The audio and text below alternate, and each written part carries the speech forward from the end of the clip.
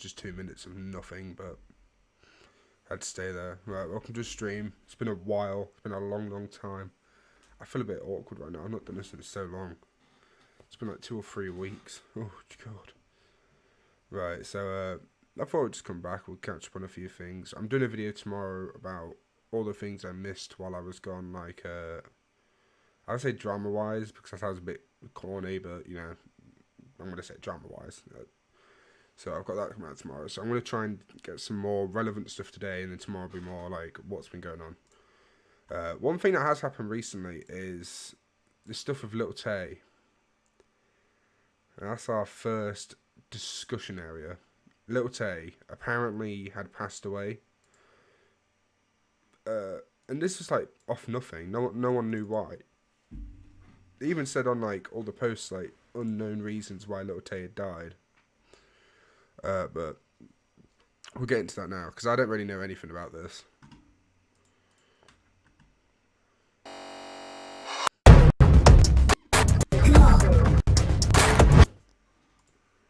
Lil Tay has died at age 14, alongside her brother. A post by her family on Instagram confirmed. The Canadian YouTuber, rapper, and internet personality shot to fame in 2018 at just 9 years old through a series of viral videos. A post on her page on Instagram broke the news. It is with a heavy heart that we share the devastating news of our beloved Claire's sudden and tragic passing. This outcome was entirely unexpected and has left us all in shock. Her brother's passing adds even more unimaginable depth to our grief. The statement went on to reveal that both of their deaths are still under investigation. More news to follow. Lil Tay has died at age 14.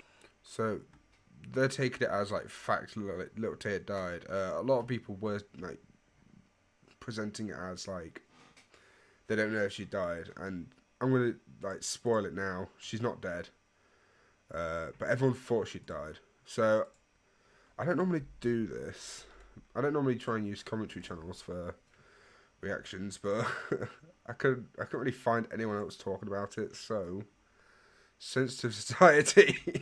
I feel bad because this is like the super lazy content. Instagram telling me the Lil Tay Not his, passed just away. like, you know, it's something that I didn't expect to wake up to. God. I think it's tragic if it turns out to be real. But according to Lil Tay's page, she did pass away. Right, my computer's not working very well. I feel bad like using like a commentary video to like report my own video, but this is all we've got. This is basically all I could find that was like a comprehensive version of it that isn't like stretched out. So I'll just watch this. So yeah, this is from Sensitive Society. She was 14 years old, and I'm sure everyone here knows who Lil Tay is, but in case you guys don't know, this was a different era back in 2016, maybe 2017, back when people were flexing, you know, Yeezys, Supremes. People still do that, but I think that was the peak of it. And Lil Tay was different mainly because she was a little kid who was flexing all of this money that obviously wasn't hers. She was. God, when I was younger, I used to hate Little Tay. I was much more hateful person when I was younger, and like when anyone would like be slightly annoying online, I was like, oh God, I hate them so much. Now I've really mellowed out, but it's like, God, I remember the era of that. I can't believe that was like 6 years ago. It's so wild. I actually feel old now. It's like, dude, I'm only fucking 18. I feel old. Flexing a lot of cars, a lot of houses. Her mom actually used to be a real estate agent, and that's how she got access to some pretty good looking houses, you know, multi-million-dollar houses and apartments and condos and everything. And I've known of Lil Tay ever since she came out. I believe I was on YouTube around that time, and I saw every single commentary channel talk about her. She hasn't been seen online for the last 2, 3, 4 years, and I do remember a few years ago there was a post to her Instagram claiming that she was being abused, and I'm gonna censor these photos. Oh really? I've never. It shows a young Lil Tay. Okay, that's very censored. I've never heard about this Little Tay abuse things. With bruises. A lot of people are saying this is a hoax, cap, promotion. This is her comeback era. Don't get me wrong. It'll be a super shitty, disgusting, distasteful way to come back, especially if this is coming from her parents. But I'd rather have that than to find out a 14-year-old girl who didn't have the best upbringing and was exploited by the parents. I wouldn't want to hear that someone's life was over before it began. And this is why I'm so against kids being online, being influencers. Kids shouldn't be influencers. Kids shouldn't be content creators. It should be illegal for parents to take advantage of their kids to profit off them because they're lazy fucks who don't want to do anything. I'm absolutely sick of. Yeah, agreed. I hate that as well. I think that should be like a rule. Yeah, what's up, Mackie? I think that should be a rule where they like limit how old you can be to make videos. Because I made videos when I was younger, but they were shit. Like, they were terrible videos. But it's like, that's like 15. Once you're 15, you can make your own videos, and if it's like for yourself. It's like, little Tay, she was like, what, 9? Oh, yeah, she goes, I'm only 9 years old and I got a Bugatti. It's like, no, you don't. And your parents are clearly terrible. Oh, man. I've seen little kids doing crazy dances, twerking, singing, who are obviously being used by the parents to make money off them. And this doesn't only apply to Lil Tay, this applies to family YouTubers and family vloggers, people who just have kids for the sake of YouTube content. Apparently Lil Tay's father, who's Canadian, used to beat her, so not the best father figure. I believe she was exploited when she was 9 or 10 years old. And this was a statement on Instagram. It is with a very heavy heart that we have to share the Okay, he's gonna read out anyway. Our beloved Claire's, Lil Tay, sudden and tragic passing. We have no words to express the unbearable loss. This outcome was entirely unexpected and has left all of us in shock, and her brother passed away as well. During this time, we kindly ask for privacy as we grieve, and this comes at such a weird timing, because if you go to Lil Tay's page on YouTube right now, it says help me, and a lot of people are running with this and saying that this is now, that this is new, when no, this is not new. What this is going on? There for a few months now. If you go back to the wait time machine, it's been there for a while, for 3, 4, 5 months, maybe even before that. What makes things weirder is that they were in the middle of a lawsuit to get everything back. I'm talking money, I'm talking the ability for Lil Tay to go back and do what she was doing, because I believe back in 2021, 2022, they were planning a comeback, and there's a lot of theories floating around. There's people who are saying that the parents killed them both. People are saying that it was a car accident, that the brother was driving. People are saying that it was a jet skiing accident. Right? Dude, what, jet ski accident driving around? Oh my god. Right now, no one really knows how they died, or even if they died in the first place. This person says the kid has been MIA since 2018. Family never dared to update, and now they released a statement 5 years later saying she passed away. Investigate the whole family, because this might be deeper than what it seems. Yeah, god, it's so weird, because it's like, if they want privacy off Little Tay's passing, she's been like not online for like 4 years. Why don't you just not do anything? You wouldn't post a thing saying she's dead and then ask for privacy. It's just silly. I would not be surprised at all. I mean, these are people who exploited their 7-year-old daughter for money, for relevancy, for clout. Would I really put this past them? And if it turns out that the parents had something to do with it, I hope they get the electric chair. I really do, and I hope they don't even get a last meal. Fuck that. It's too good for them. I wish there was a law that stopped little kids from doing this type of stuff, because this is such a brand new concept. We don't know how this is going to affect the kid. Why do people care about Little Tay? Yeah, true. What has Little Tay done in so long? I swear that chat box is like not even visible. There we go. Yeah, literally, Little Tay has been like, I don't want to say she's been irrelevant, because that's what she used to say. I'm not using her own thing against her. It's like, why do people actually care? It's like, oh, this child is, you know, dead. And why is this like drama? Why have they made drama out of it? Why is everyone going like, let's investigate? So weird. I'm talking about kids who are being put in front of millions of videos. I mean, just look at the Ace family and how much they milk their kids. They have billions of views, and they shared every single aspect of their life. Just imagine if when you were 5 years old, you shit yourself, and then you grew up, and that was filmed, by the way. That's on YouTube. That video has like 20 million views. Then you get older, and people are still making fun of you because at 5 years old, you shit your pants. Have we all shit our pants? Yeah, maybe. But it wasn't broad. No, I've never pooed myself. I can confirm that. I was made in the pits of testosterone.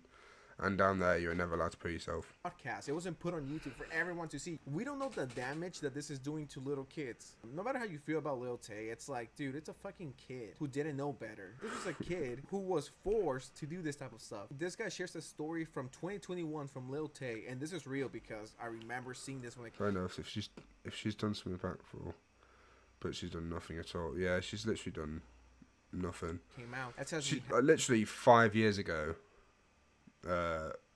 She was relevant. Like, you know, it's unfortunate, but it's like 5 years ago she did something, and she wasn't like being relevant for doing good stuff. Everyone just didn't like her because her parents would make her go, "I'm only 9 years old. I've got a Bugatti. Do you know how I got this money? I was moving bricks." And it's like, shut up, man. have bad news about Tay. Then I found this article and it says, by July 2018, an Instagram story with the message "Help me" was shared to the account and saved as a highlight. So since 2018, they've been giving hints and been telling people that they need help. Who knows what happened in that house? And you know what? This statement pisses me off because you had no issues exploiting just be your quirky. kid for money, but now this is too far. You can't even tell us how she died or what happened or if this is true or what's going on. You legitimately exploited this kid for money. I found this post and it says, 2 years ago, Lil Tay's brother posted on her Instagram he wanted to raise money for a legal defense. He claimed that Lil Tay's father was physically and mentally abusive. I think if everyone got baited, yes, I think everyone would be fucking pissed off and angry. I think we prefer. So yeah, I just want to cut this video short because this is like yesterday. When was this? See, this was yesterday. And then today, it turns out that she's actually alive. So after all that, she's not even dead. And this is once again sensitive, I think. Breaking news! Yep. Lil Tay. So Lil Tay's not even dead. She went from dead and then alive in a day. Is Right. alive and reports that her Instagram was hacked. Please forgive us for this mistake. So almost a day ago, we talked about the Now, right, her Instagram was hacked. Do you believe that at all? I think this was just like a marketing ploy. Because she's been like nothing for like 5 years. A little bit of drama's not going to like make a problem for them, is it? That's going to be nothing but beneficial. So why wouldn't they lie about it? Lil Tay situation. We talked about what we knew at that time with the information we were given once again at that time. A few minutes ago, it turns out that Lil Tay isn't even dead, and I got a lot of DMs on my Instagram telling me, "Yo, this account is surviving." Oh shit! It's so typical that it's like, oh, me and my brother are dead, and now it's like, oh no, actually we're alive. We're fine. We're all alive. God, let me just adjust my mic, my squeaky mic. There we go. Prove this and that. A lot of accounts were pretending to be Lil Tay, and what gave it away as fake was the fact that a lot of them were asking for 25,000 followers on the Instagram and I'll go live. If I get 10,000 followers on this Instagram, I'll go live. I'll expose the truth. Most of the time, if not all of the time, something this big happens, there's always people that want to capitalize on that. So maybe in the future they get those 20,000 followers, those followers forget they followed that account in the first place, and then that person sells that account for X amount of money. Every single account you guys saw claiming to be a Lil Tay is fake. And ever since the start, I was very suspicious about all of this. Everything was too confusing. Everything was too weird. No one really knew what was going on. This comes from TMZ. It says, Lil Tay, I'm not dead. Social media personality Lil Tay is very much still alive, claiming her Instagram account was compromised and used to spread jarring information about her and her brother's death. Now, knowing the type of people who are behind Lil Tay, I don't know if we're gonna believe the whole, oh yeah, I was hacked. And yes, I'm happy both. That's what I'm are thinking. alive. I don't think any fucking 14-year-old kid or 21-year-old kid deserve to die. If this is all a publicity run for a big, I think it is just publicity. I think that's literally it. I think they're just using a pretend death to like bring traffic to her accounts. coin for a crypto, it's crazy. The timing on this and then the crypto coin launching, everything seems too off. Oh, okay. I didn't know this was a thing. Lil Tay, the youngest flexer of the century. Okay, that is it. I think we kind of know that is it. Coin launching, everything seems too off. And I can't remember the last time someone faked their death for attention. And it just shows you that people will literally pretend to die to get attention from the whole world. Now, next time, No, it's definitely happens to either of cryptocurrency. them, is anyone going to believe them? From the start, this whole thing was extremely fucking weird. In a statement provided to TMZ from Tay's family, God's she sakes. tells TMZ, I want to make it clear that my brother and I are safe and alive, but I'm completely heartbroken and struggling to even find the right words to say. I've been very traumatized for the last 24 hours. All day yesterday, I was bombarded with endless, heartbreaking, and tearful phone calls from loved ones, all while trying to sort out this mess. There's this account on Twitter called Lil Tay's Deflexer. It's a Lil Tay token. It was created this year. It's a lot like Dogecoin, just a meme coin that you put a few dollars into and pray to God it takes off so you make money, which it never does. Never does, but no. I digress. The fact that this was created this year and Lil Tay hasn't been active since 2018, it really doesn't make anyone look the best. And are we forgetting? I'm gonna say like I'm 85% sure that this was like a self-sabotage. That she got like, not that she got herself hacked, but like she did a fake hack thingy, and And then went, oh guys, look at this, and then it brings all this traffic to a, shit pump coin. Fact that they contacted the father and he said he had no comment about that. Is Lil Tay part of this? Is her likeness being stolen by a greedy company? But why did she pop up now? You know what I mean? Like, it's so confusing. It's such a weird fucking situation. This seems like a scam, just in my opinion. I'm not saying it is. I'm saying this seems like a scam. I will not put any amount of money into this. From June 7th, about a month ago, preparing for the launch. Follow us on all of our social media. And I looked at the page and everything they have is crypto related. And then they tweeted this today after the news came out, sharing this to let everyone know that we will not be launching anything soon. We've been in development for 4 to 5 months now. Before people thought Lil Tay died, no one really cared about her. Like, why make a token about someone who hasn't been seen since 2018? It's been what, 4 or 5 years? And then the whole Lil Tay name is hot again. It's relevant again. It's trending again. So now this. That is true. No one has actually. Why would anyone buy that coin if no one cares about her? That's the thing. So it kind of does make sense to bring traffic to yourself and then pump the coin out. That is like the likely thing. I'm not saying confirming, this is all allegedly, but I think that's what's going down.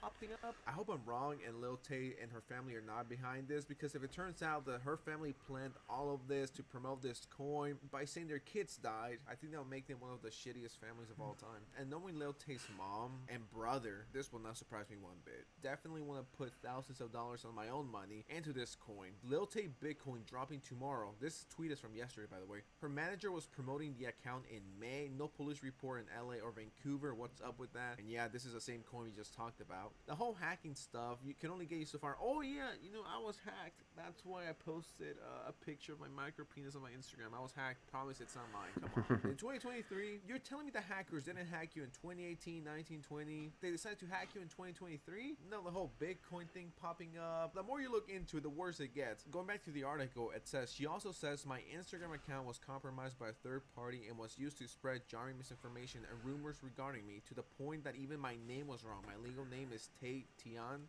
not Claire Hope. What's still unclear, it's why it's... What? Yeah, what the hell?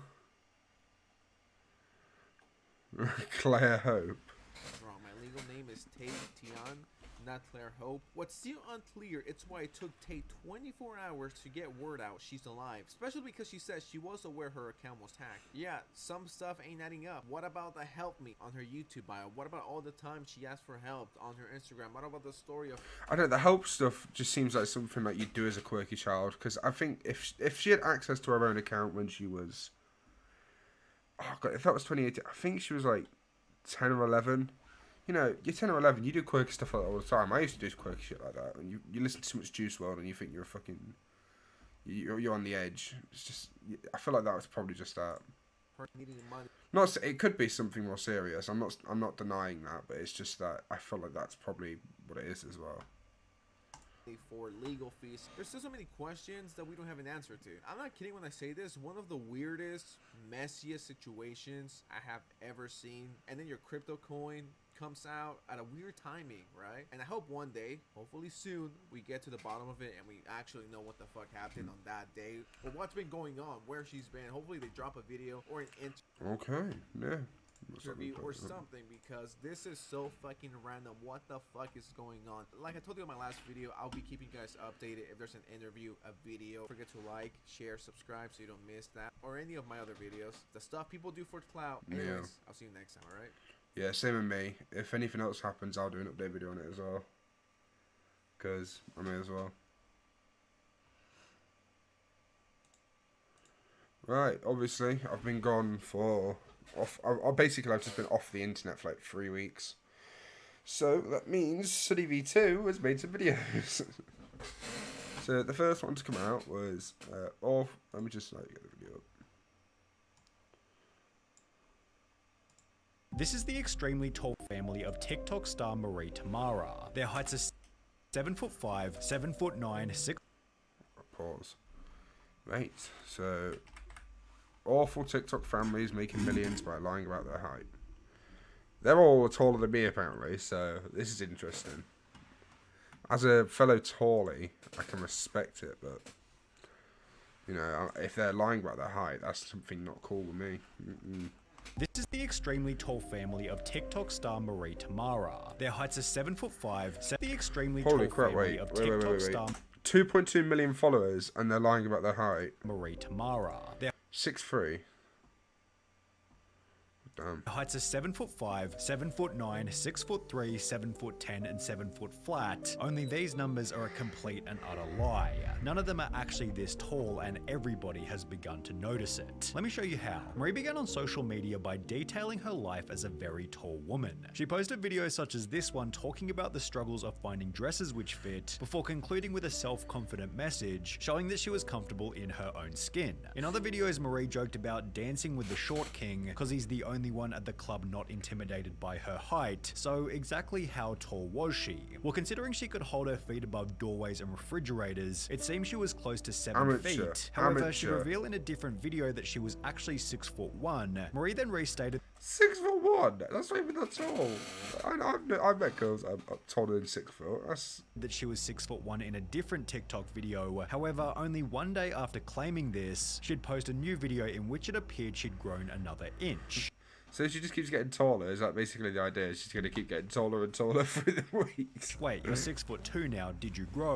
Yet the likelihood that she'd had some unexpected overnight growth spurt was low given she was already 27 at the time of posting the video. What seemed more likely was that Marie's height was being embellished to make her situation seem more interesting, with the sudden change instantly reducing how much the audience trusted her. What is your actual height? Each of your TikToks seemed to say something different, yet Marie stood strong with her previous claim in an article reading, "I'm 6'2" and dating is almost impossible. I'm tired of being called a man." Some clarity was then provided when Marie introduced her even taller 6'5" mother to the videos, although what Marie failed to disclose was that her mother is a little more famous than the audience might have realized. In a previous video, it had been mentioned that the mum was a former professional basketball player, and therefore by googling her name, Christine Tamara, it's not difficult to find a bunch of public information. There's an article from April 2016 explaining that she played university basketball in 1981, which exposed another lie that the mother was a WNBA player, considering the WNBA wasn't even founded until 15 years later in 1996. Although in possibly the first truth told on Marie Tamara's channel, the article confirmed that the mother was in fact 6'5", yet it'd be pretty dumb to lie about this considering its public record. What Marie failed to realize is that there are also public sporting records confirming her height, but we'll get to that later. With the videos between Marie and her mother going viral, the rest of the family was then introduced as the tallest family on TikTok, where Marie established her brother Shane at 6'9", her second brother Troy at 6'10", and her father Mike at 6'3". Well, that's assuming they were all telling the truth. The video of the family exploded, gaining over 4 million views, incentivizing them to continue making content. They do a bunch of unique videos like showing their shoe sizes and talking about their weight I don't even see the shoe sizes. at birth, yet it was their How Tall Are the Kids and the Things We Make Look Small videos which performed the best, Holy gaining crap, over 20 million views each. The family then made a Okay. dedicated Instagram called Team Tamara before Marie, Shane, and Oh even my the God, mother so began shameless. doing paid content, with Marie stating in a WFAN interview that she made more than 6 figures in her very first month. This was then followed by Wait. New York. No, wait. Shane and even the mother began doing paid content. They did OnlyFans, bro. They were like, oh fuck it, just show your slightly average, wiener, give you some money. Come on, quick cash in. With Marie saying in a WFAN interview that she made more than 6 figures in her very first month. That literally happens with like every single fucking TikToker. They go, all right, TikTok doesn't pay at all. So how do we translate our TikTok following into cash? Let me spread my cheeks and make a fuck ton of money in the first 2 months and then give up on everything else. It's so typical. And it's also weird because like TikTok's main audience is like such young children. That it's so concerning that all these really young kids are being like bombarded with, buy my OnlyFans, look at my chocolate starfish, buy my OnlyFans. It's like, oh god, bro. I can't. If I ever make an OnlyFans, fucking shoot me. This was then followed by a New York Post article 2 months later reading, Tamara says she now rakes in an average of $189,000 per month and once banked $295,000 in a single 30-day period. This gave the family a very strong incentive to not only keep going, but to perhaps embellish their height even further, although since they'd already posted multiple videos, each claiming that Marie was the shortest at 6'2" and Troy was the tallest at 6'10", it felt as though the truth had finally been established. Until all of a sudden, Marie had grown another inch and was now 6'3". Dude, I swear I can't with this stuff. At first you're 6'1", then 6'2", and Magna OnlyFans, I have the link, BBW. The big beautiful winner, that's what I am. The BBW. Yeah, the big beautiful winner. Ow, man. The big beautiful winner. Go on, 10 likes and I'll make it OnlyFans, but all of it is pictures on my toes. Dude, I generally, if I made an OnlyFans, I think that'd be like the end of my career. I feel like that would ruin anything I ever say again. It'd be like, oh yeah, well you got a picture of your butthole on the internet. Yeah, well you sell pictures of your feet. It's so sad. I feel bad that people like feel they need to do that. I understand if you want to do it, I guess, kinda. If for whatever reason you want to do that, you can do it, but it's like, just work hard for it, man. now you're 6'3". Come on now. Weren't you 6'2" a couple of weeks ago? Can we get a 6'3" measurement to prove, although the family was offering no such video? Instead, Marie continued to claim that she was now 6'3", with the trend so far already hinting at what was about to happen. Instead, Marie skipped 7 whole inches to make the claim that she was now 6'10", at which point the audience simply didn't know what was true. 6'2" or 6'3" or 6'10", what? 6'10", 6'3", what's the real height? OMG bro, you change your height in every video, first 6'3", then 6'2", now 6'10", yet the backlash against her lies seemed to have no impact on her follower count, and if anything, continuing to lie only boost lies seem to have 46 million likes. Oh my lord. no impact on her follower count, and if anything, 2 million continuing to followers. lie only boosted the family's presence further. 3 months after claiming that she'd magically gone from 6'2" to 6'10", Marie and the family had their best month ever, gaining over 400,000 TikTok followers, and it was only after her unexplained 6'10" growth spurt that Marie began to see any growth over on YouTube. On top of this, Marie would post a TikTok stating that the family was now making $800,000 per month, leading her to buy a $245,000 Aston Martin, although she'd then state that she was apparently too big to fit inside it, which was a shame given she and the family, as I assume I'm having a unbelievable as it nosebleed. might Alright, sound. give me a sec. I'm having a fucking nosebleed.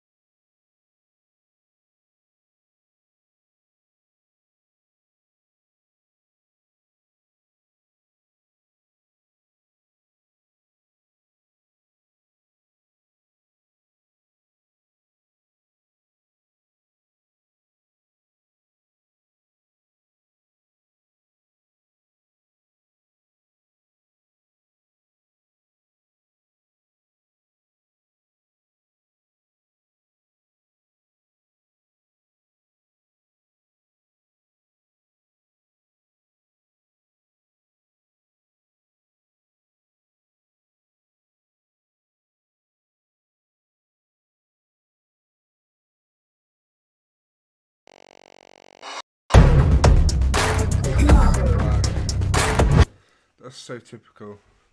15 minutes of my 40-minute stream is me on a pause screen because I had a nosebleed. Yeah, I can't remember where I was now. Were about to get even taller. On the 14th of April 2023, Marie Tamara uploaded a TikTok now claiming to be 7 foot tall. Bro, she started at 6'1", now she's 7 feet, bro. However, in order to make it believable, she'd also need to scale up everybody else in the family, so her brother Troy became 7'7", her other brother Shane became 7'5", while the mother became 7'2". The only person whose height hadn't changed was the dad, who stayed put at 6'3", yet this was only a plot to get more views, but we'll explain that in just a second. In the meantime, Marie gained over 50 million views on one single TikTok stating, Yeah, she's like the same height as the door. That's not a 7 "I'm foot not tall that tall door. when I'm with my mum," in which the mother's height had been embellished yet again from 7'2" to 7'5". In the They've literally added an extra foot. next Oh video, my the mother God. had grown another inch to 7'6", Oh, yet at okay. this point, someone in the comments pointed out a fatal flaw in the family story. Nah, that's crazy because the Guinness World Record holder for the tallest woman is 215 centimeters, and it's a very good point. At a height of 229 centimeters or 7'6", Marie Tamara's mum would be the second tallest woman currently alive, the second tallest woman in American history, and the 11th tallest woman ever recorded, yet she's nowhere to be seen on Wikipedia's list Yeah. of tallest people. On top of this, if Marie Tamara herself was really 7 foot, she should also be on this list right next to 7 foot Uljana Semjonova, although again she's suspiciously nowhere to be seen. Yep, When not called bad. out for the lie in a comment reading, "Bro, you are not 7 foot, you are 6'2", Marie responded by pulling out a tape measure to some arbitrary length before holding it up against her shoulder and claiming that it was 6 foot too long. She then doubled down in the comment section by stating, "If I was 6'2", would I be able to grab the fan so easily?" Yet she'd then get destroyed in the replies by someone who simply wrote, "I'm 6'2" and have no problem doing it. The only evidence Marie had to She's actually just like, she's going mad. I don't know what's wrong with her. What is that logic? What is the logic of putting it to a certain height, not showing the length and going, this is 6'2", trust me, this is 6'2", I'm taller.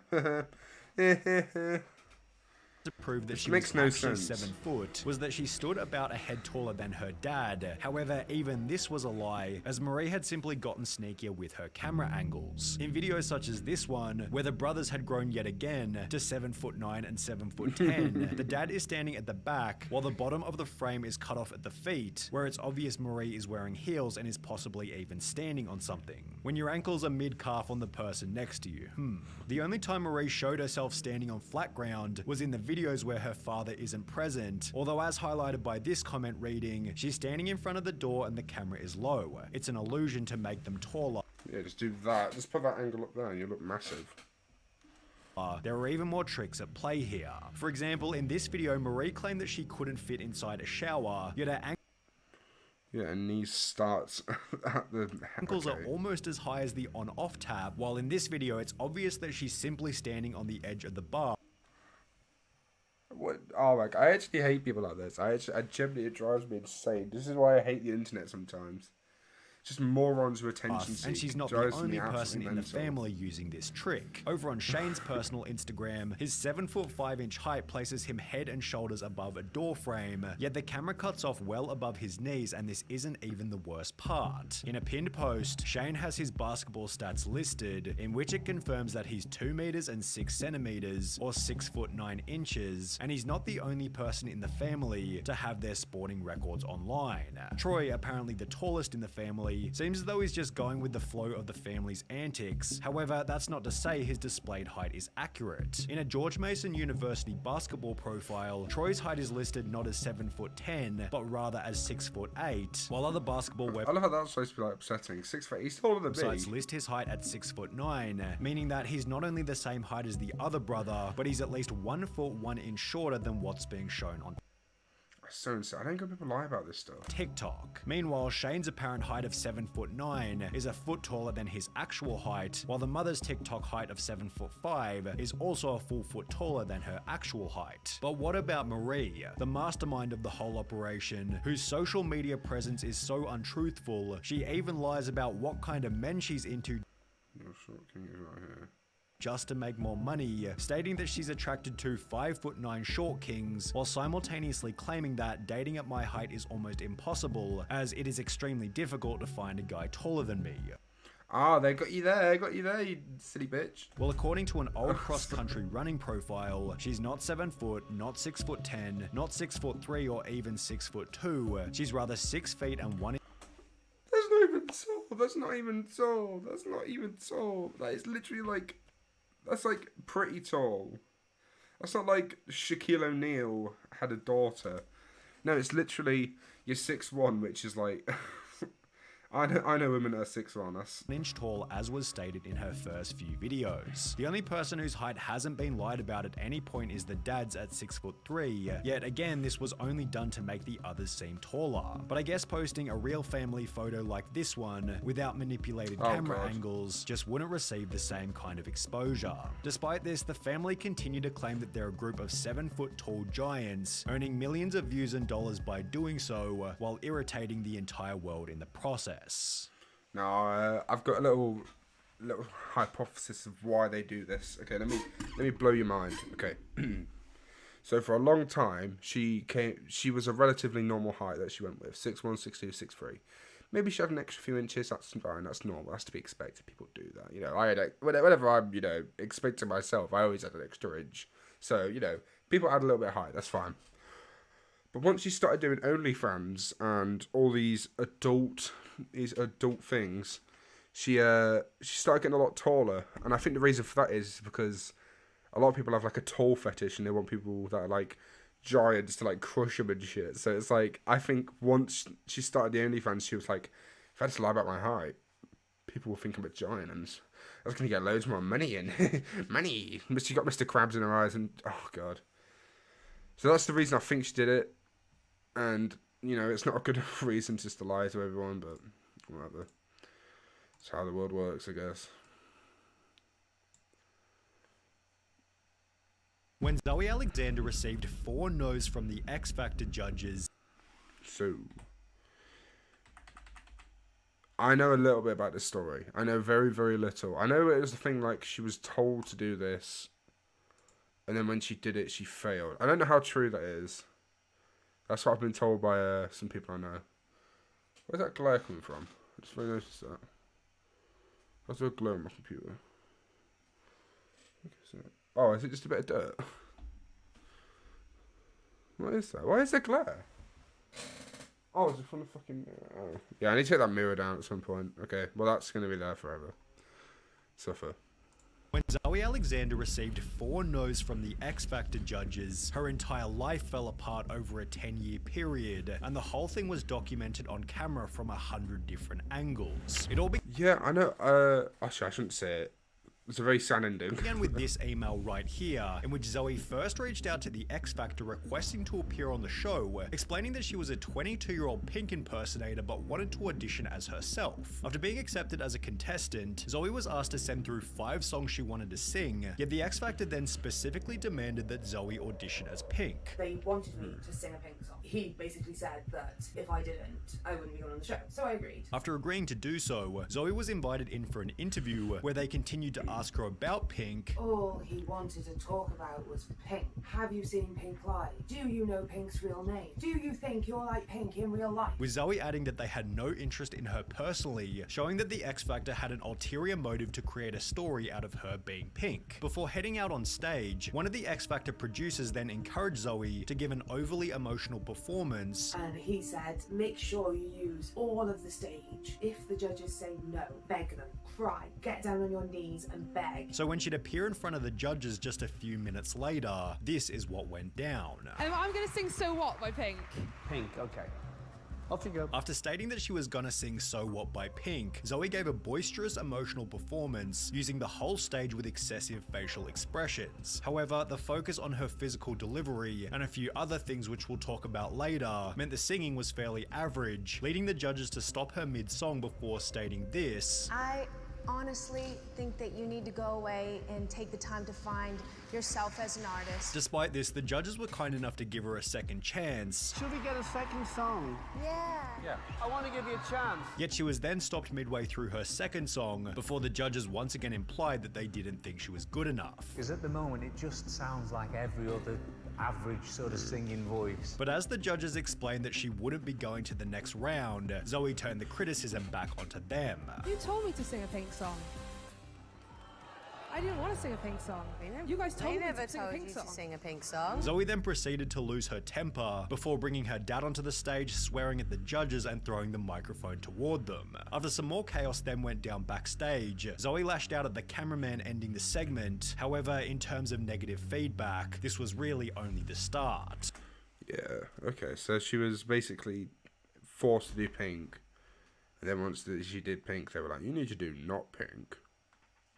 The family was so distraught from the event that they drove home in silence, yet Zoe seemed convinced that they wouldn't include her performance in the final cut of the show. I still didn't believe that they would show my audition on TV. I mean, how could they show the systematic bullying leading to a breakdown of a woman? It would be too upsetting. Until about an hour after arriving home, when a Daily Mail reporter who was at the audition called the family to get a statement for an article and to tell Zoe that she was definitely going to appear on television. They will edit it in any way they can to show it on TV because it is TV gold. With this information, Zoe's mental health began to decline rapidly. I couldn't sleep.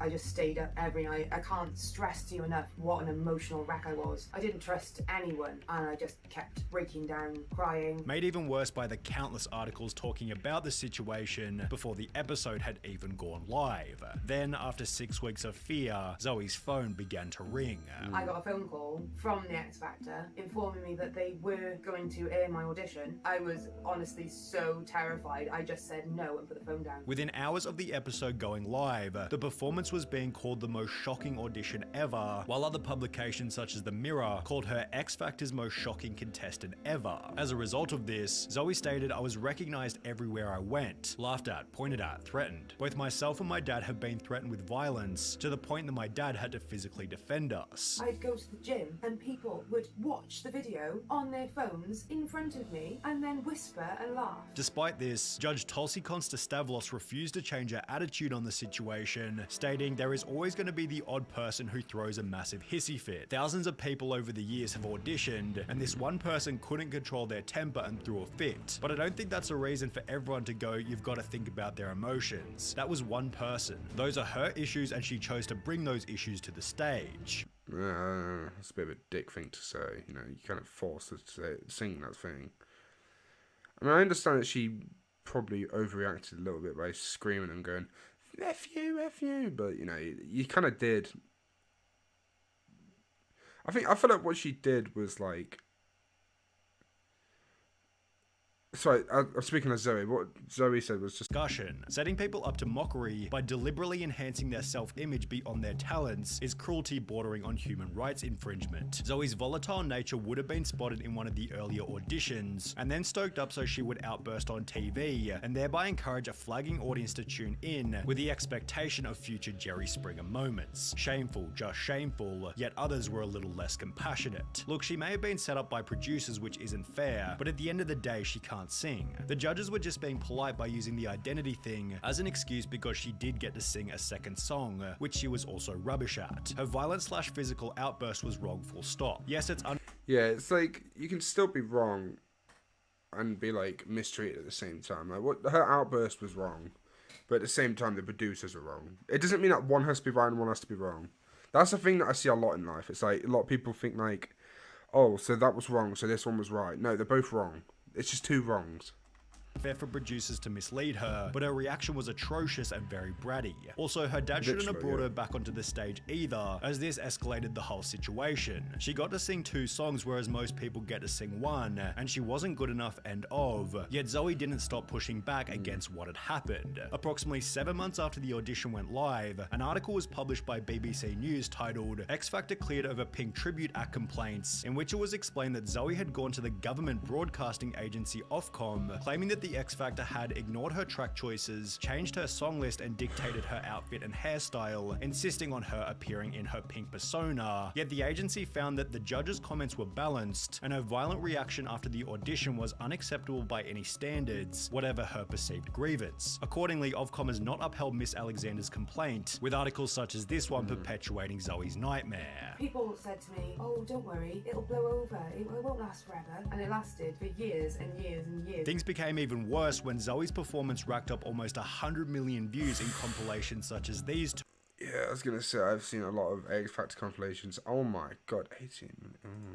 However, with comments such as, I don't trust any of these after hearing Zoe Alexander's story, it seemed there was more that was yet to be discussed. On the 20th of July 2020, Zoe uploaded her own video titled Zoe Alexander X Factor The Truth, in which she now revealed that the performance itself had been edited and even CGI'd to make the X Factor look good and Zoe look bad. She stated the judges actually began the audition by essentially insulting her. And he moved on to tell me that I was very overconfident, which wasn't shown on TV. And after she started singing, the audience went crazy by cheering. However, in the final cut of the show, this had been reversed, so the audience was instead cheering while the judges gave their opinions. In the broadcast footage, the audience reaction has been completely changed. The audience could be heard clapping and cheering her words, as if she was voicing the opinion of the entire audience. In fact, the audience at that moment sat in silence. As a person who was in the audience, we were told to keep quiet when the judges say anything, so yeah, you're definitely telling the truth. Zoe went on to explain that the music they played was also different to what she'd sent through. The track that they played was not the track that I had sent them. It was in a different key and it was a different track. And when she'd thrown the microphone, she'd done so because they'd turned it off while she was explaining what had happened. Then I realised that they'd turned the microphone off, and that was when I threw it to the floor. But somehow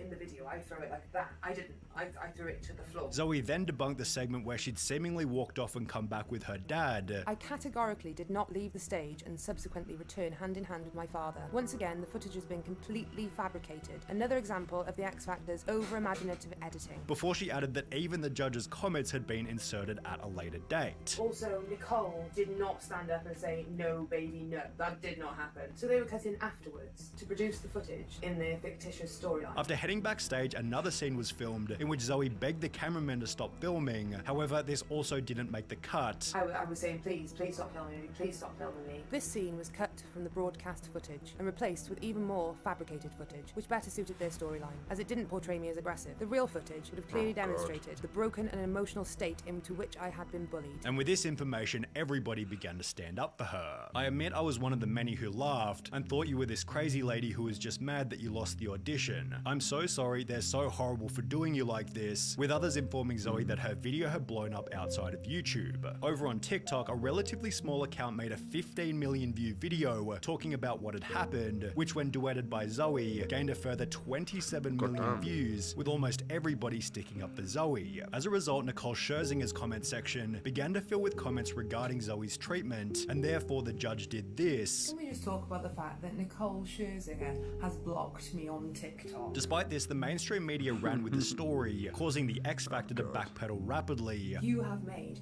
the X Factor turn off their Instagram comments. You have made the X Factor turn off their YouTube comments. And you have made the X Factor change the title and description of my X Factor audition video. With a 19 million view audition video having since been removed altogether.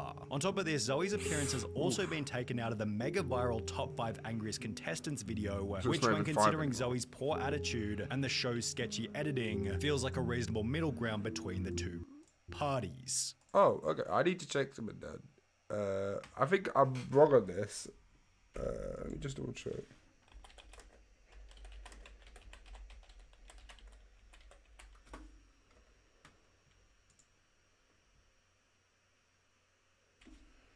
Okay, what? Fuck's sake. Okay, I was told that she was dead. I'm going to confront the person who told me that because I was so convinced that I was like, okay, I know the ending and it's not going to be good. So, you know when you watch a film and someone tells you like a spoiler that's not even true? So you sat there the whole film waiting for that spoiler. Whatever.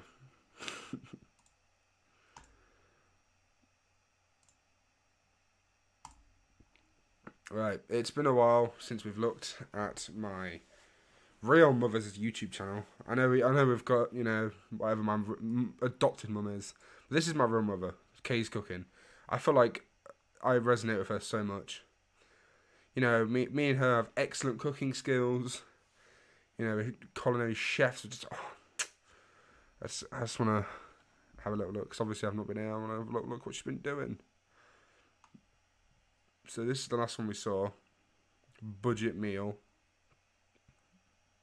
Sausage meat patty. It's just her playing with meat. Oh, she really doesn't help herself. Look at that. Oh, no. No. Beef noodles. So it's just minced beef.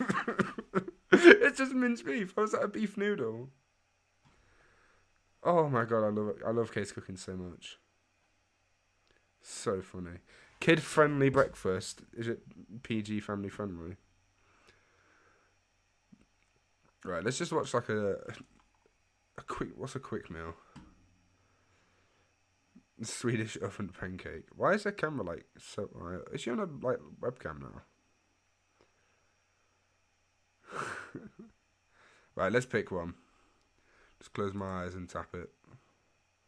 There we go. Quick meal. Hi people, and I'm back cooking again, and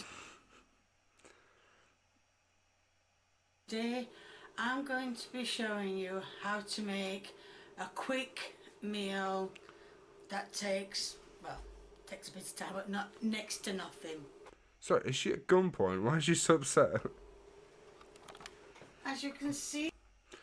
Ooh, look at that. Oh, it looks lovely. Look at that little bit there. It looks like a little sweetie. Oh man, that's it's very interesting looking meat. I've got my chicken there. I think I know why all of her food looks as gross as it does. I think it's because she uses like a really cheap camera, so it makes all the colours look off and all the contrast. So everything she has looks mouldy. I think that's why. I think her colour grading and all that isn't good, so it makes everything look like that. I feel like in real life would be normal, but it's just raw meat. Why does her raw meat look way worse than everyone else's? God, look at that. Oh, fuck. That's going to go in the oven. I don't put any oil on it, as it's got its own juices and it goes all over, and so I don't want to put any more on it. Okay, yeah, it's got its own juices. And you can see I have got a pan. There you go, look, instantly it looks a bit better. Look at that, look at the difference. Still don't look good, that's a weird cut of meat, but look at the difference in that. It's night and day. That's absolutely night and day. Here, now normally I would be doing fried rice, but I've decided this time to do boiled rice. Ooh. And if you're wondering what rice I'm picking, no, it hasn't gone off. I'm cheating. I'm using. Oh, you can't see. Well, it's cheat. Hold on, let me show you other packet. Cheat. It's Ben's rice. Is that what it says on the packet? Yes. Oh yeah. Oh, sorry. It's supposed to be Uncle Ben's rice, and it's what? It's golden Ben's vegetable. rice. Can you see that? Yes, you can. So I'm putting that in. Could you not see like the back of the camera? Why is she like? Can you see it? Yeah, you can. Okay, yeah. It says on the packet to put. I can smell that a meat. bit of butter. I can smell it. Oh and god. some water. Oh, why can I smell Well, I it? think I'm just going to put some water in it, because like I said, it's supposed to be a fast meal, and I'm going to put some water in that, but I'm not going to put it on until the chicken has gone in. As you know, I cook my chicken for an hour, so it's always cooked. An hour. Now I'm going to put the chicken into the oven. As I said, I'm not. Just inspect this chicken. There's a little bit of skin just dangling off there. That lump, just take it out. Just pick it out with your fingers or something. That as well. What is wrong with this chicken? It's just like fresh off. Is that like, what, is that bone? I don't know what that is, but that's minging. No oil on it, because it makes its own juice. So gross. So After half an hour, we'll take it out and turn it over. Oh And my that's god. then another half an hour. Right, do you know when like vegans like stand in like town centre and they have the little TVs with all the animal torture on? Don't do that. Just play Kay's Cooking. That'd be way more efficient. This makes me want to go vegan. This makes me never want to eat meat again. So I'll get my golden brown. I just noticed as well on the OBS screen, it looks better on this than it does on my actual screen. For some reason on my screen it's lighter. So it looks even grimmer. It looks like rotten. Oh, right, God. I've got the rice there. So now I'm going to put it on. I'm going to put it on number 6 to start with. And then when it starts boiling, well, then obviously I'm going to turn it down. As you can see, the chicken very is overdone. now done. So I'm going to move the pan a bit nearer to it. You can't see the pan. Move it up. No, because if I put Where's the the sun? pan, I'm going to move the plate. Now I've got the pan and the plate on. That's going to be bloody hot. Put off that one. That's on. And I'm going to. She put the lid on the like already hot hob as well. You can see the rice is done. I'm going to drain. I'll be honest with you, I've never made rice before, but is it supposed to have loads of water in? I thought rice was supposed to be like in like a thin layer of water, so it like absorbs all the water. Oh, I don't want that much. Doesn't it just go mushy if you do? I'm going to drain a little bit. Oh. Should have got a smaller plate for this, but not too much. Like a bit more off. Not want too much on. So I know I should have drained this over, but Why didn't you I've get a done it colander? this way. Drip, drip, drip, drip. Finish dripping.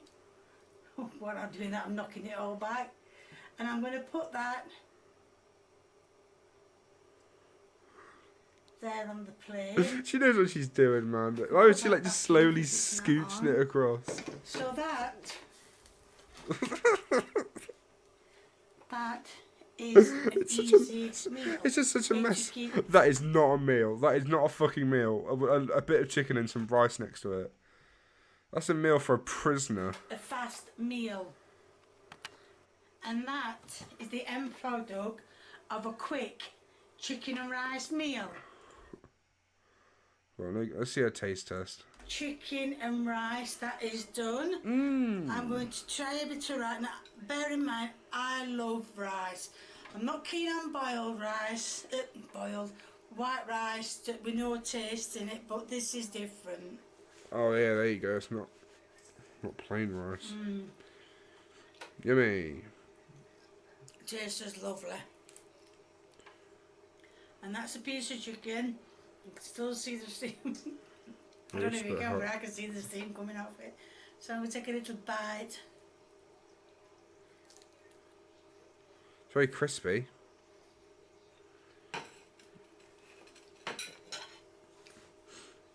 And the chicken just tastes just like chicken. Does it? The chicken tastes like chicken.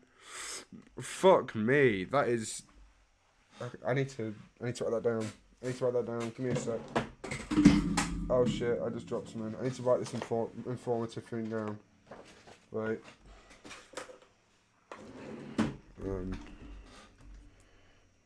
Chicken tastes like chicken. There you go. I'll remember that for later. I'll leave that for the notes because that is some important keynotes right there. God, if I forget that, I'm gonna be a fucking loser in the future. So it's done lovely. I mean, I don't know. You don't have to have your chicken crispy. Just because I've got mine crispy doesn't mean you have to. You can take the skin off if you don't like it. You don't have to have the same. What else is there? I want to see another one.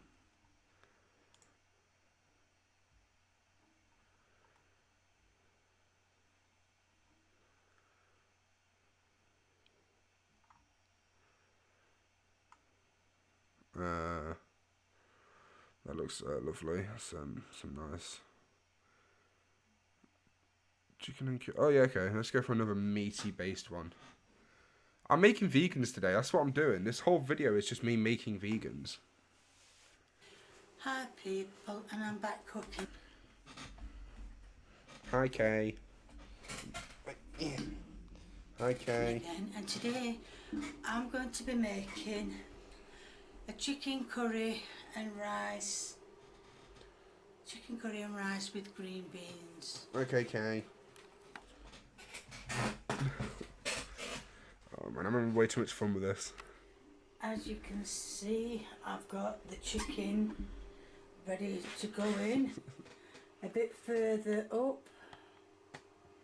got some green beans, and you can just see God. the curry and the rice. Oh, there it is. A little curry about sneaking the in. curry, Sorry, is there cocaine on them green beans? Put the flour on the green beans. you can have any flavour you want. Yeah, look at this meat right here. Look at these lovely lumps. Oh, you can still see oh, that bit there. Can you guys see that in the corner just sneaking in? It looks like a brain. It's so fucking grim. It looks like intestines. Oh. Well, any flavour you want.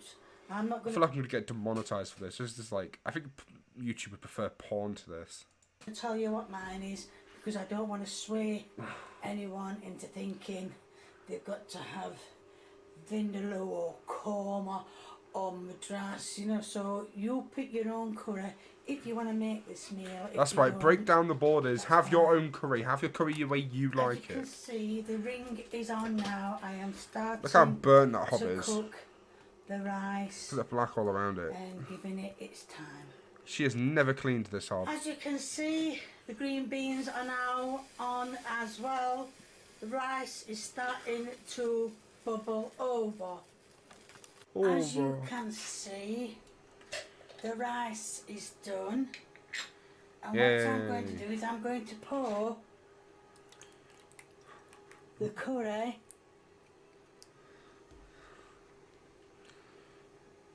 into the rice. Come on.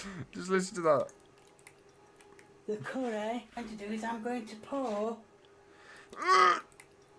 the curry. Oh fuck. Come on, okay.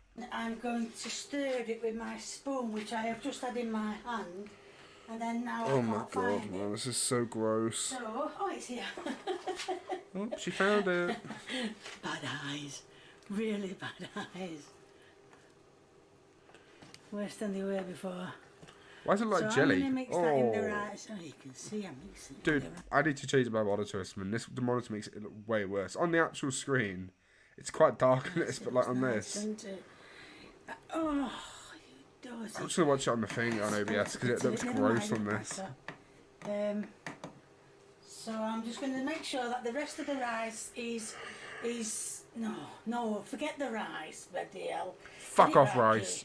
I'm going to make sure the rest of the curry has come out into the rice, and then wipe up obviously the mess I've made. I know it doesn't look it, but they are golden brown and they look absolutely gorgeous. Can't wait to try them. As you can see, this is the end product of the rice with the curry. You know, sometimes when like Americans are like, "Oh, English food looks awful," I'm like, yeah. You know, sometimes you're like, "No, we've got nice food. We got loads of like takeaways from other countries. This is nice food." And then you see people like this, like English citizens, making shit like this. Look how disgusting this is. Look at that meat. What is wrong with this meat? Why does it look like it's just been ripped out of someone's body? In it. It's like when like Mortal Kombat, you just like slapped on a plate and then just got a plate of fucking Sub-Zero's heart. It looks awful. Chicken and the green beans. Now here's the taste test. Right, so taste test. I've got a bit of everything here. Sorry. Here's the taste test. And she turns into Right, Lee. so taste test. I've got a bit Oh, okay, you look different. What happened there? Okay, you become a man. of everything here, so let's try it.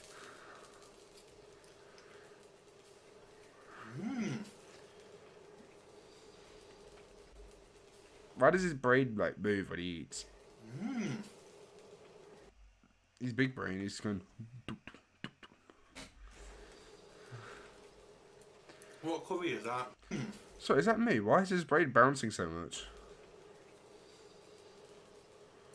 What curry is that? It's just some curry I got out at shop. Very nice. It's spicy, but wait, it's not too spicy. It's like a nice spicy that gets, if you get what I mean. But yeah, nice, thumbs up.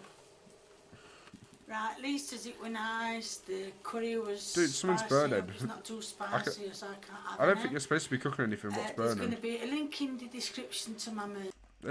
I can hear something sizzling. Isn't she done? Nice. If you like what you see, please keep viewing, mate. Okay, take it off the hob, please. Please do. If you want to leave a comment or a recipe, please feel free, the more the merrier. If you haven't subscribed or you know someone who hasn't subscribed, get them subscribed. Get them subscribing. Get yourself subscribing. Everyone, be subscribing. There's comments. Okay. Can you please cook? What's something I want to see her cook? The sheep's heart, because I know you can buy them from butcher shops. So meat is extra yummy yummers.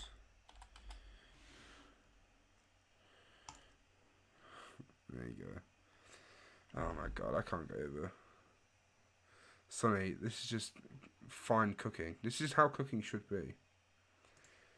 See, Sonny, you're from America, my friend. You just don't understand how English culinary is. This is what like the average English citizen eats on a daily basis. The hearts of the innocents, the souls of the tortured children from Epstein Island. Look at all this delicious stuff, like Easter meal.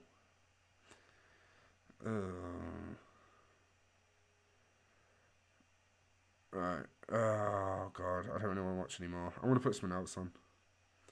Right, I've got my last little subject anyway. There's this dude I found a while ago called Hip Hop Madness. This is cool, dude. And he's just made a video the other day called "Why White Rappers Can't Get Along." If you're white in hip hop, you have.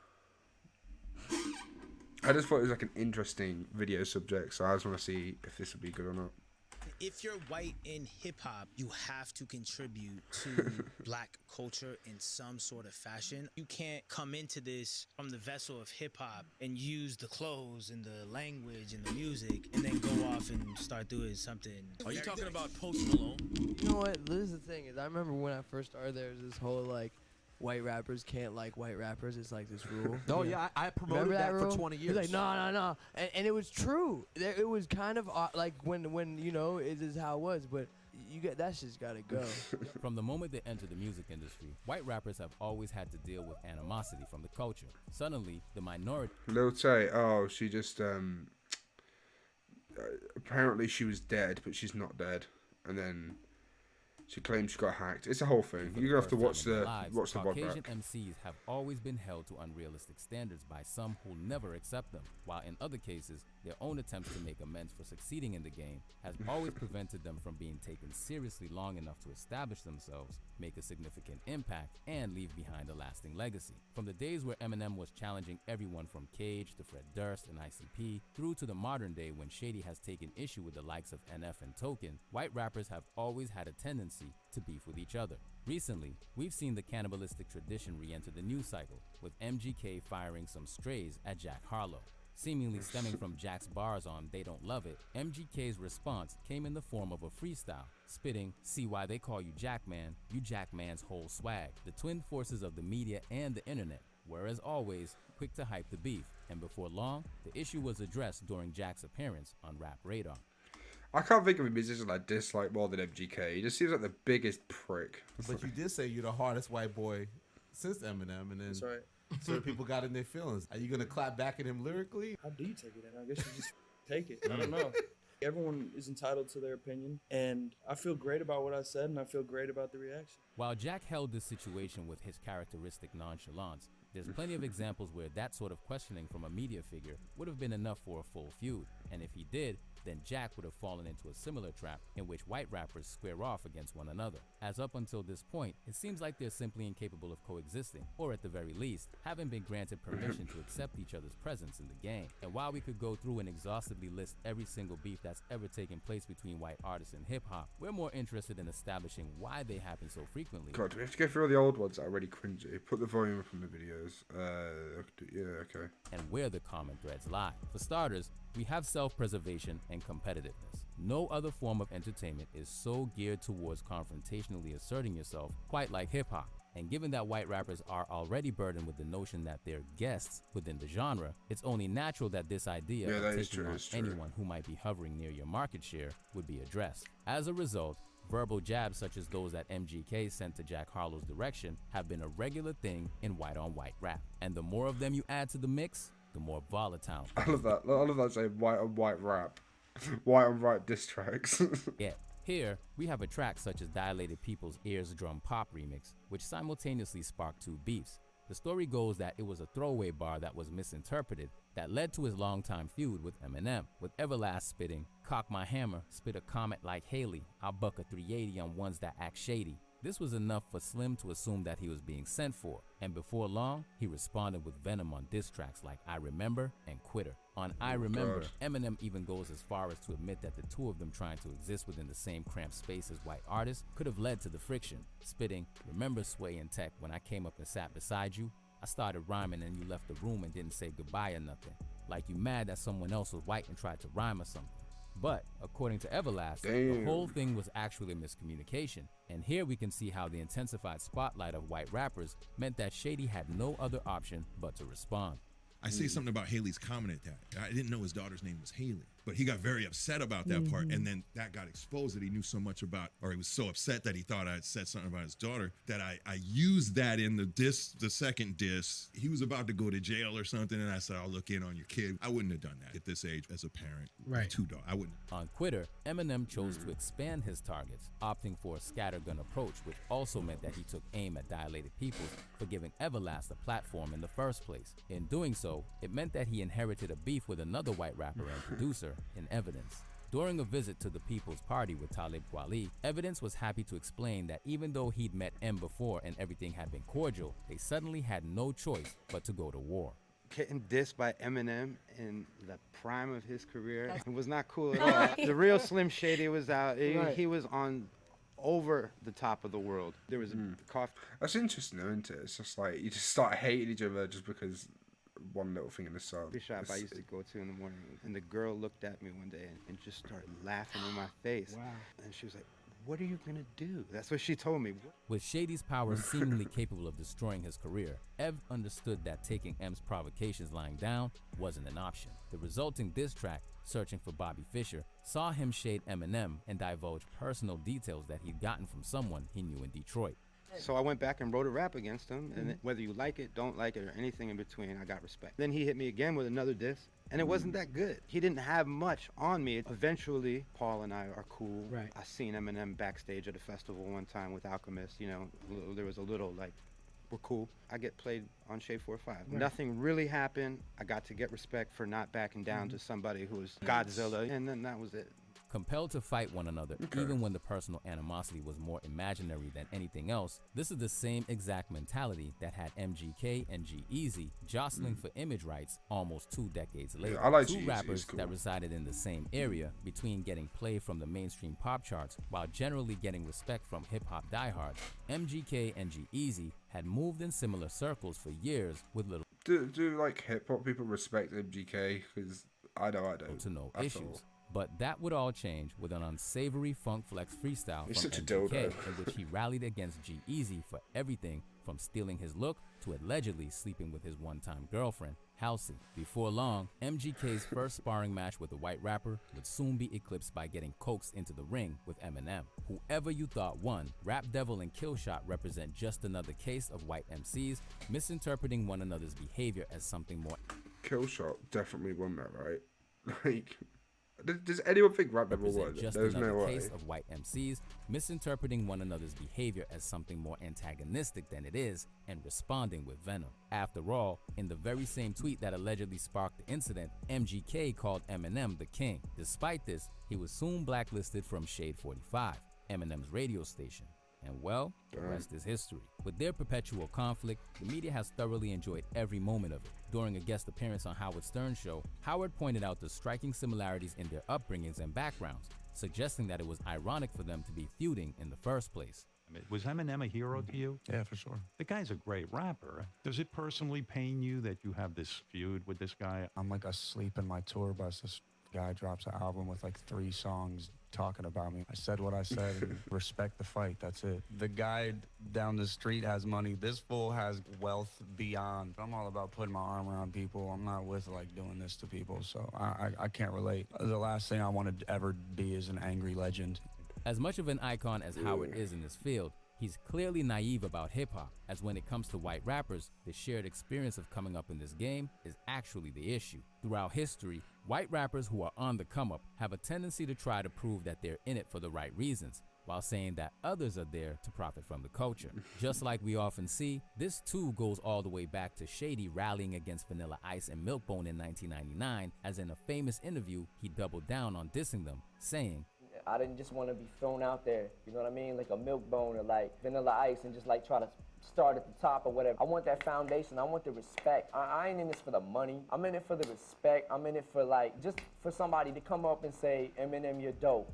A now familiar move in the white rapper's playbook. A man who's always struggled to get his respect in the game, Russ is one man who took issue with how Post came into the game, believing that he used rap aesthetics as a springboard to fame. But as a white rapper always will in these situations, he used the example of Malone to depict how he was different from the other white rappers. If you're white in hip-hop, you have to contribute to black culture in some sort of fashion. Otherwise, you are simply repeating history by coming in to black culture, using that as a medium to steal and profit for self. You can't come into this from the vessel of hip-hop and use the clothes and the language and the music and then go off and start doing something. Are you talking about Post Malone? I think that's a fair example. You come in with braids and golds to the point people are thinking you're mixed, and now you drink Bud Light and wear cowboy boots. You used it to prepare yourself to the forefront, and then you reverted back to who you really were. I feel like I do hip-hop justice. I don't make a mockery of it. I don't portray any negative stereotypes. I don't feed into it. Painted as a need to police themselves and condemn those who break hip-hop's codes, there is an honorable intention to be taken from this. But where this might be the most admirable reason to take issue with a fellow Caucasian in hip-hop, there is one other common cause of the beefs that can't be ignored, and that's the nature of the music industry. Where Yellow Wolf's Bloody Sunday freestyle took aim at Post Malone, G-Eazy, and MGK to generate buzz for his forthcoming album, others were incentivized by in different ways. Here we have R.A. the Rugged, an underground legend that was once headhunted by a record label purely to diss Eminem and capitalize on his hype. Man, when M blew up, I had every label on the planet calling me to do a diss record for us, do a diss record, diss Eminem. You're calling white boy to diss white boy. I think Suge got Milkbone to do a diss record to M. Like they would reach out to white boy rappers. Like Priority was like, look, you're the only white boy that can do it. You're better than M. You'll destroy M. R.A. ultimately turned them down and chose to share this story to the world. But if he actually rejected their offer and was free to talk about it, it makes you wonder how many other feuds between white rappers may have been manufactured by a record label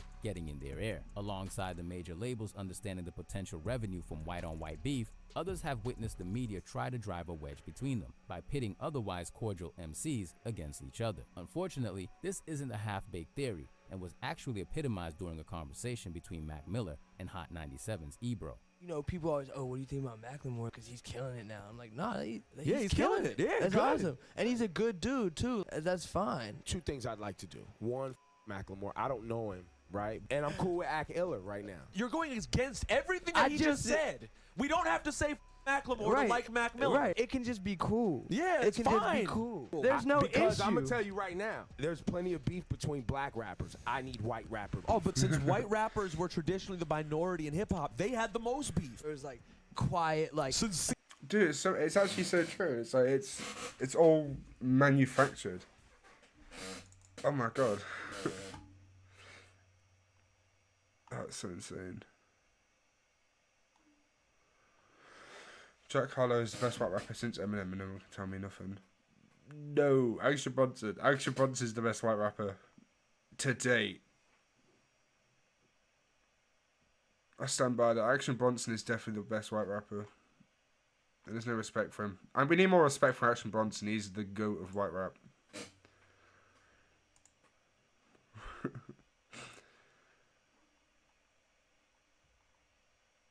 But yeah, that's cool. Male R&B is officially dead. Alright, so. Well, I think that's everything yeah, that's been our stream. Thank you for watching. I appreciate if you viewed this. My links are above, obviously. You know that already though. You already know that. I don't need to say that. But thank you for watching. Like, subscribe, do all that good stuff. I'll see you in another stream. I'm now streaming. Oh, what the fuck? I'm now streaming every Friday. So if you want to catch me, it's every Friday. And yeah, I'll see you later.